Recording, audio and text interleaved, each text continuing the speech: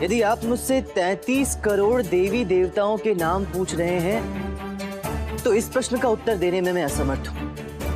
किंतु यदि आप मुझसे 33 कोटि देवी देवताओं के नाम पूछ रहे हैं तो वो कंठस्थ है मुझे।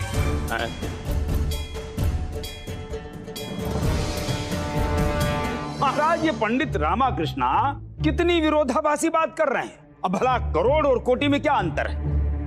वही अंतर है गुरुवर जो मात्रा और समूह में है, जो सीमित और असीमित में है। महाराज, हमारे वेदों को दूसरी भाषा में अनुवाद करते समय अनुवादक ने गलती से वेदों में लिखे 33 कोटि शब्द को 33 करोड़ समझ लिया, जबकि 33 कोटि का अर्थ है 33 उच्चतम भगवान। पंडित रामाकृष्ण, आपको आभास है आप क्या बोल रहे हैं? मैं वही बोल रहा हूं गुरुवर जिसका उल्लेख ऋग्वेद, यजुर्वेद एवं दूसरे उपनिषदों में मिलता है। यही प्रश्न बृहदारण्यक उपनिषद में यज्ञवाल्क्य प्रश्नावली में भी पूछा गया है। आपने भी अवश्य ही पढ़ा होगा। हाँ, तो क्या हम बिना पढ़े ही राजगुरु बन गए? हाँ। महाराज, प्रमुख वेदों और उपनिषदों में बताया गया है कि 8 वसु, 12 आदित्य, 11 रुद्र और 2 अश्विनी कुमारों को मिलाकर 33 कोटि देवता होते हैं।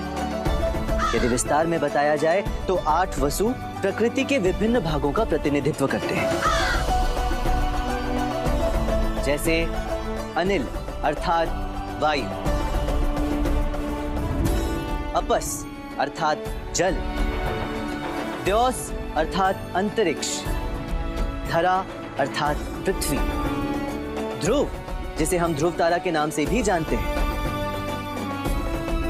अनल अर्थात अग्नि, प्रभास अर्थात अरुणोदय जिसे हम सूर्योदय के नाम से भी जानते हैं, और अंतिम है सोम अर्थात चंद्रमा।